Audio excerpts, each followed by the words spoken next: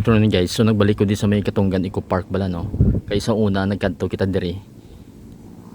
Before pa sa pandemic, dira ang iya nga daw entrance no. So ini ang dalan is ang semento nga area no nga dawgin tiles nila. Then kawayan ang mga railings. And at my back is of course ang diring area nila nga daw pang tourist spot nila. Kay puro na di guys mga mangroves no left and right.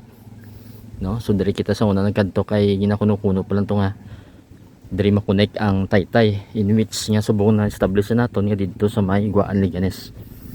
So nagtika lang ko di kadali no para makita nyo no. Kag ang ini nga section kahoy pa, so doon mo ni sa unang structure diri. Pero subong atong halingkay na sa sagwa simento na, and then ang ila din nga daw tower, daw biotech nilang tower.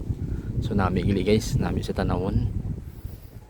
So ginbuild nila ni do mayuman. So do spiral ang stairs no, pasaka. Matry lang kita kadto diri sa may ulunghan.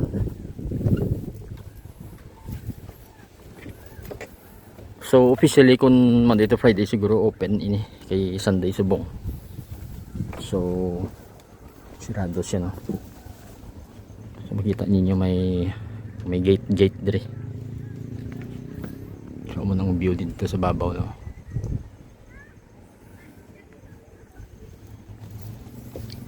Basically ari na kita sa baybay nga area na gani galing tubuan na si mangroves, so mag-populate na mangroves dire. So mo ning original dire ang kawayan. So dire ding area no. So mag-try lang kita makadto sa next tower kung ano ang view dito. Ay, sa subong muning alagyan, so medyo nagamay na siya. So sanctuary ini guys ang mga mangroves dire.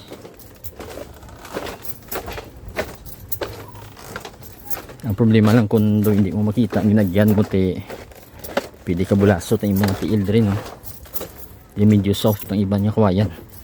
So muning mga original pang kawayan siguro, hindi siguro yung bago. Do may gamay nga pavilion dire, as if mo daw pavilion no. So sige pagli guys construction. Hindi na kita magalakad gid further. So sige pa ang construction no. So amo ning another tower nila dire. Kita ko sige pa ang construction. Din dira sa punta may yara man no. May mga bata gani nga mga nagahampang dito. So swing lang kita di kadali kay pakadto kita sa Dumangas. Try naton tanawon dito kung may ginakuno-kuno nga mga materials ang Ililog Guimaras nga bridge.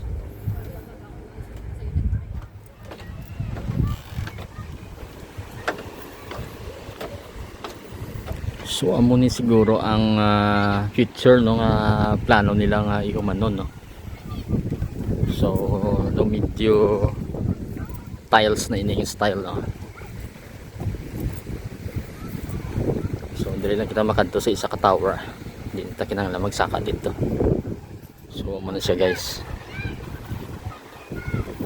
So basically bye-bye na gini galing kaon siya sang mga mangroves kay nagdako ng mga mangroves dire. Ito mo na ng itsura dire subong. May mga communities nga lapit dire sa taga barangay, so nagakadto natin sila nagalagaw sila di kun hapon.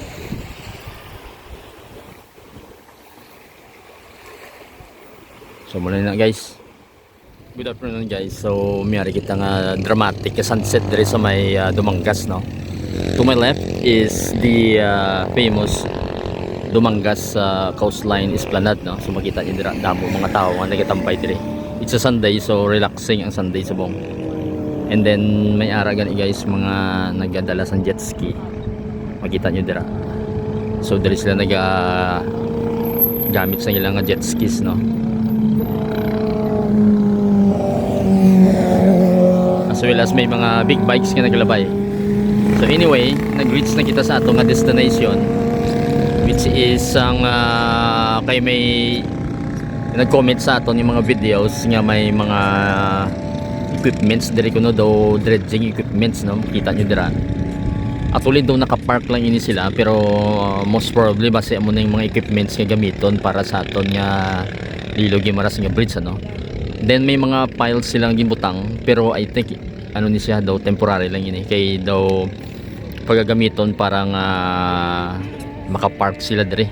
So amo na nga ako niya interpretation sini. So duwa ini sila kabilog. Ang isa amo ni guys. Try natin i-zoom pag further no. So makita nyo dira. So muna siya guys. Amo nang itsura niya no. So duwa ni kabilog diri naka-park. And then ang isa mo tong mas closer sa aton dire, which is amo ni siya guys. So in preparation na ini siguro sang aton yung mga equipments dire para sa aton nga Lilo Guimaras nga bridge ano. Kay further lang makita nyo dira ang certificados no. Lapit lang dira guys, dira maagi ang curvature sang bridge no, kay hindi man straight ang bridge naton kundi nagka-curve ni siya. Kay depende sa location sang mga tuta sa dalom sang Iloilo Strait, Guimaras Strait kundi tumatulutiga. So dito ibutang ang mga piles no para nga mas stable ang aton nga taytay. And overlooking kung makita nyo da ang isa da ka mataas nga building is ang tiran sa tower ni sa guys muna sa nagalusot dira. Makita nyo da sa screen ano. So muna so gin try ko kadto dire kay para ma-verify naton, so at least na-verify naton nga mayara gid man gali no nga mga equipment dire. I'm not sure kay daw almost 2 or 3 weeks na nga nag, or maybe almost a month siguro na di nga naka-park no. So may-ari na sila ng mga equipment in preparation na ini guys. And then ang isa naton news dira ang update naton is ma-delay ang aton nga physical nga construction sa 2027 kuno. Kay ang iban yung mga delays is caused by the right of way nga mga processing bala guys. So madugay na ang aton nga right of way no. Madugay na, tinuig na, ibinulan ang processing sina tungod kay siyempre kung ang mga tao nga alagyan sang taytay naton daw hindi pa ka-decide sang ilang desisyon kung isel ang lote para agyan sang taytay. So it will take a long time no than expected nga mga plans. So muna nga pa delay sa atong nga project. So roughly if we could just estimate for this year nga sugod tani ma-construct, so another year naman, so roughly mga 1 year and 6 months na ang iyang delay no. So we will find out in the future no. So tanawon lang naton kung ano matabo sa future no. Tanawon naton kung makikita lang kita mga updates no kung